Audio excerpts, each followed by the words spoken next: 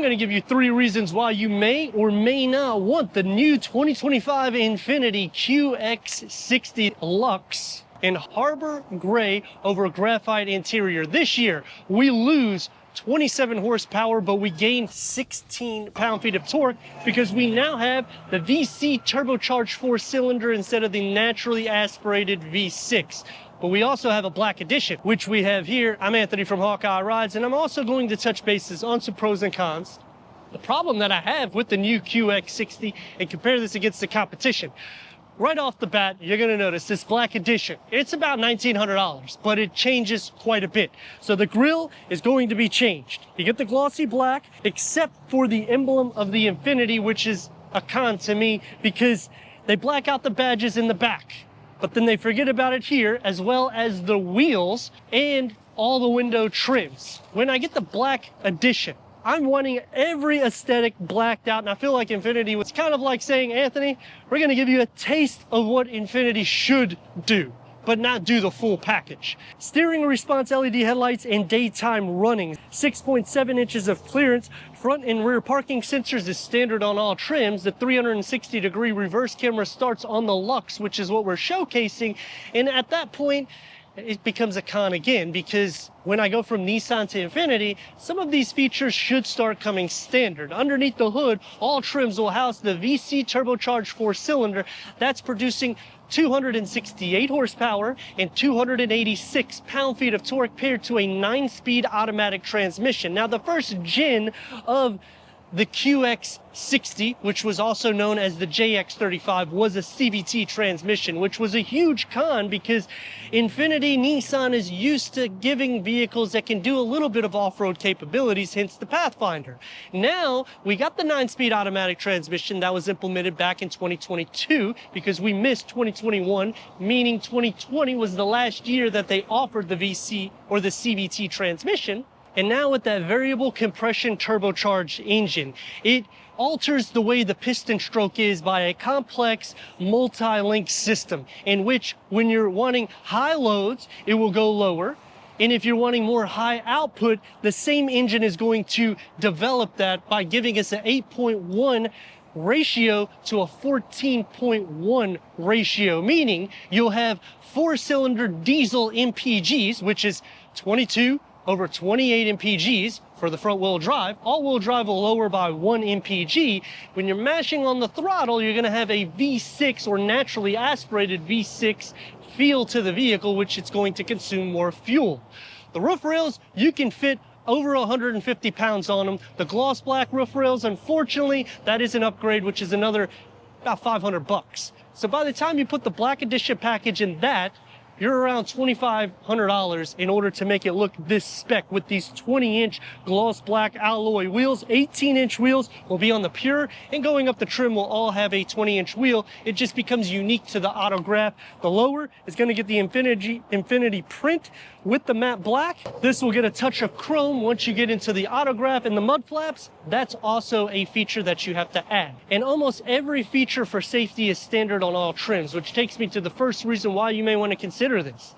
Even if you go into the Pure, you're getting almost every single feature that you would get in the Autograph, except for some aesthetics on the exterior, bigger wheels, and some interior upgrades. The first reason why I may not go to the QX60 is because it has decreased in horsepower, even though it increased in torque. Is it going to be enough motivation for the size of this vehicle, considering it weighs more than the QX50 and 55 that this engine is normally in?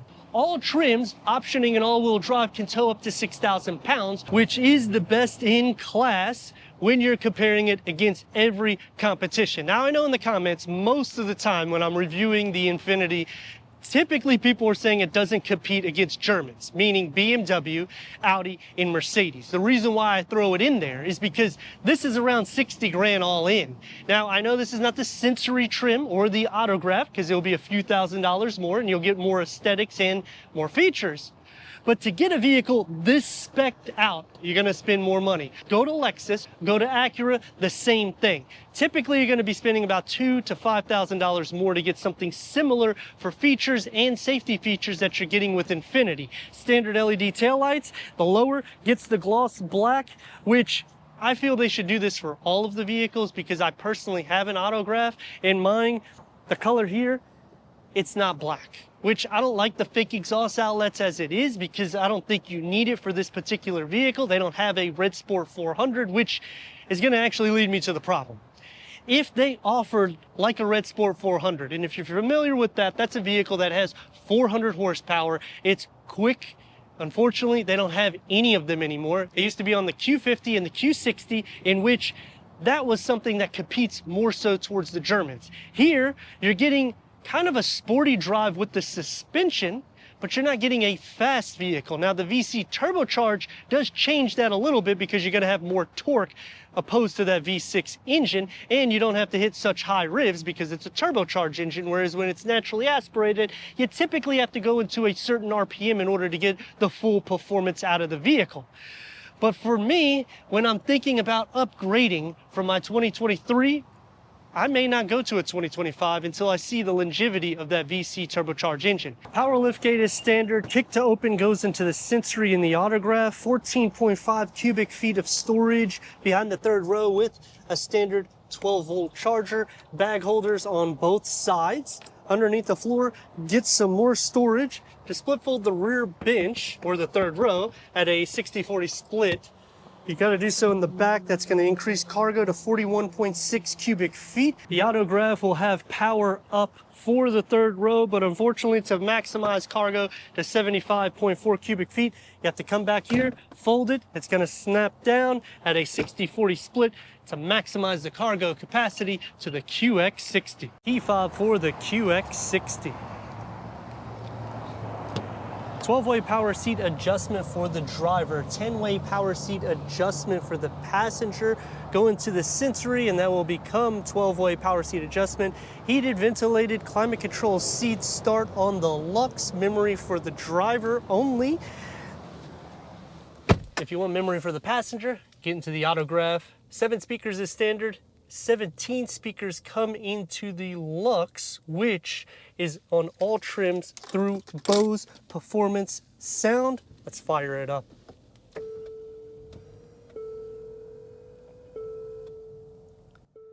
Flat dashboard layout.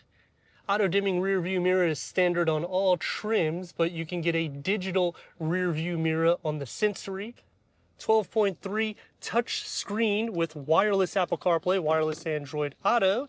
You do have the pinch and the swipe, and you have a quick screen here on the side. Put it into reverse. 360-degree reverse camera with trajectory for the front and the rear starts on this trim, as well as Sirius XM. And to show you the apps for the Infiniti side, you do have to go into the Luxe in order to get the navigation and the Sirius XM traffic, as well as changing the configuration here. You can do so by customizing that, and this is the different settings that you can go through in order to configure that side so it's not just a blank area. So we're just going to put that on there so that way you can see the weather conditions. Tri-climate control settings is standard, which it's a touchpad, but you still have physical buttons. Wireless charging pad is standard on all trims, and you got your driver modes right here, starting with Snow, Eco, Standard, Sport, you can read it, as well as to turn that auto start stop off, which I would definitely recommend doing that. You still get a rotary knob that can configure anything through the infotainment screen, and it's going to be driver focused. So one thing that I dislike right off the bat is, as a passenger, look at this. How much I got to reach over. Even for the climate control, even though it bulges out a bit more, I just wish that it wasn't a wall here, because it does separate the driver and passenger. And if I want to change stuff on the passenger side, it makes it more difficult. You'll have the aluminum inlays. You get the real wood as well as the quilted interior for the dash on the Autograph. Gloss black will be in the center part of the dashboard. Leather wrap steering wheel, that's on all trims. Heated.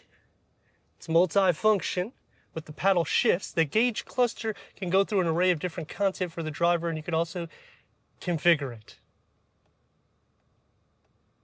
Heads-up display is on the Sensory. Dual panel moonroof that goes to the second row. The prior gen used to have a third row moonroof. They no longer offer that. You saw the leg space for the passenger. Check out the leg space for the driver, as well as headroom is more than enough with a full pass-through, so it does make it optimal for storage, as well as a 12 volt. Open this up. It's a deep storage pocket. You have two areas here for cards, as well as a pin holder, another card holder here. Door and dashboard configuring together, and I do like how they keep that aluminum mesh that just goes into the dashboard. One touch up and down for all the windows, soft to touch where it needs to be, with a long storage pocket and a beverage holder carved out. For the second row, that's the entrance that you have to fit two more with the cup holders and armrests down, or three because this is a full bench. 6-seat configuration is on the autograph with the captain seats. The door panel starts with the manual sunshade. Gonna have the same segment that's in the front, but it's a smaller storage pocket. Ambient lighting will be on the autograph. The third climate control, heated rear seats, USB ports, 12 volt starts on the Sensory, storage behind both of the front seats. Check out the leg space, and you can adjust these forward, and I still have leg space, which is awesome. As for headroom, the head is kind of against the headliner. You can recline these back, so it's a little bit more comfortable. With the autograph, you do have a little bit more headroom with the captain's seats. Sliding into the center, this is the reason why you go to the Luxe or Sensory. You have a third passenger that could sit here. Feet, butt, leg, and shoulder space is not really shared that much. Knee space, even with the seat pushed back, I could still fit, but again, the head is kind of on the headliner unless I scoot down a little bit, and then I'm starting to compromise knee space, and I'm also covering up all the controls in the center. All trims, you push the button here to go into the third row. That is the opening that you have. I'm at 6'3", so I can fit back here with two cup holders, USB port on one side. You have to go up the tier in order to get it on both sides, otherwise you get this plastic little piece, which is definitely a con to me. Headroom, it's not too bad, it's doable. Recline these seats back, and can I fit?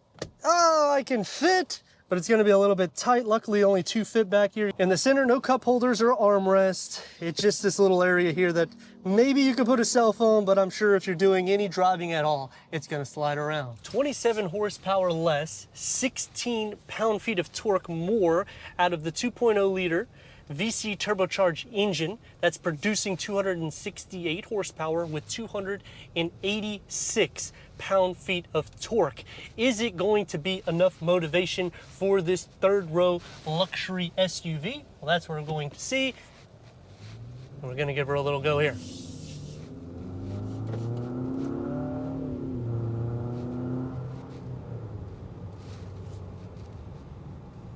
She gets up to speed fine.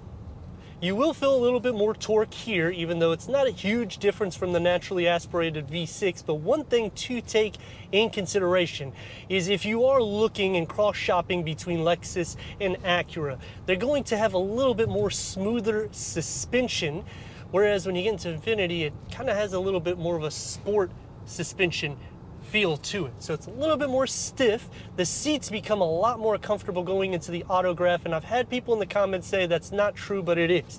The autograph gives you zero gravity seats also, so it's not only giving you the quilted aniline leather for the first and second row, doesn't go into the third row unfortunately, but it's also giving you the comfort that is engineered by NASA. You don't get that on any other trim. It's going to take me to some pros and cons right off the bat. Check out the braking.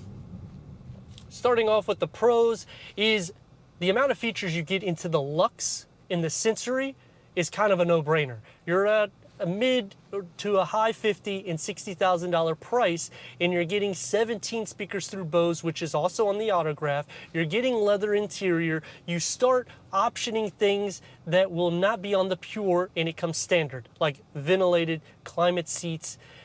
Those things itself is an upgrade to an autograph. So it also takes me to a con, because if you do go all out and spend about 65, 67 grand to get the autograph, you're not getting a huge amount of difference besides the seats, the quilted inlays, the ambient lighting, the heads-up display, the power rear seats up, but they still do not give you a third row moonroof like they did in the prior. They took that off. Also, the headroom and legroom is a little bit less going into this gen opposed to the prior gen, which leads me to another reason why you may not want to upgrade to this, because it did kind of lose in interior space and overall usability.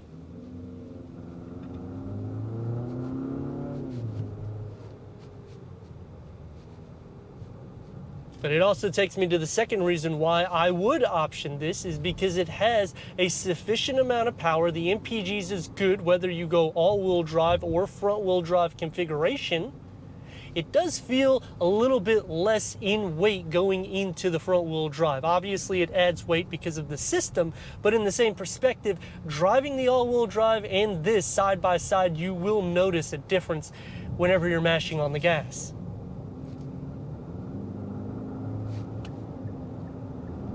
Maneuverability, not an issue. You're going to be hitting a higher RPM pretty much everywhere you're going.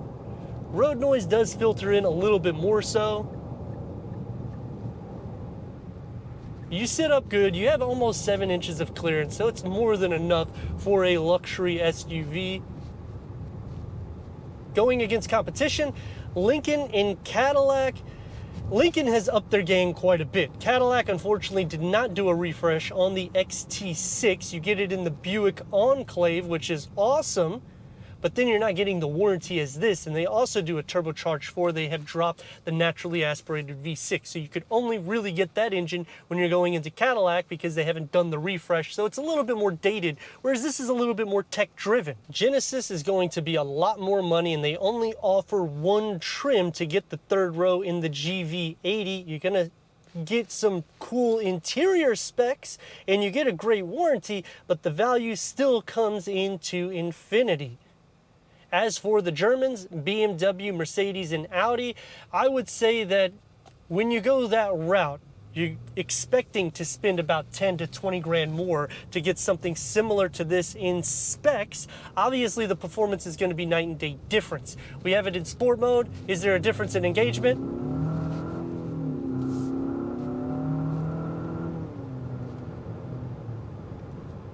With Nissan and Infiniti products, there will be a touch of difference whenever you are mashing on the gas pedal. Mostly, you will feel that the pedal becomes a little bit more heavy. So it kind of coaches you to get better MPGs, which can be a con because some people, when they drive these vehicles, they may want to try to get the best MPGs. You don't necessarily want to do that in a turbocharged 4. It's going to build up a lot of carbon, which takes me to the final reason why I would option this is because of the 8.1 to 14.1 compression ratio for that VC turbocharged engine. You can get better MPGs if you drive it more economical, and it can feel a lot more performance driven than the V6. But going to the last reason why I would not option this is because I want a vehicle that will last. I'm not saying that engine will not last, but I am saying when I had the CVT transmission, it was always in the back of the mind thinking, is it going to go bad? Because it costs around 7 grand to replace those. And if you have to replace the engine, you're probably around $6,000 to $7,000 as well. So do I want to get a vehicle that just got out of the CVT giving me a 9-speed automatic transmission, which is great, but then they drop the bulletproof V6 to give us an engine that's still relatively new because they just developed this engine right around 2020. And ultimately, I don't want to be the guinea pig to have to fork that out. And even though I said the big problem on the exterior, I feel ultimately that as a buyer perspective problem is they give you 4 trims in which the Luxe and the Sensory are the best bang for your buck because you basically get every feature except for maybe a handful of features that the Autograph gets for a discounted price. But let me know your thoughts in the comments, and if you're new to the channel, consider subscribing. Check out the next video, merchandise website, and Instagram. Leave a comment and a like, and I'd like to thank Infiniti Clearwater for giving us this 2025 Infiniti QX60 Luxe for our car review.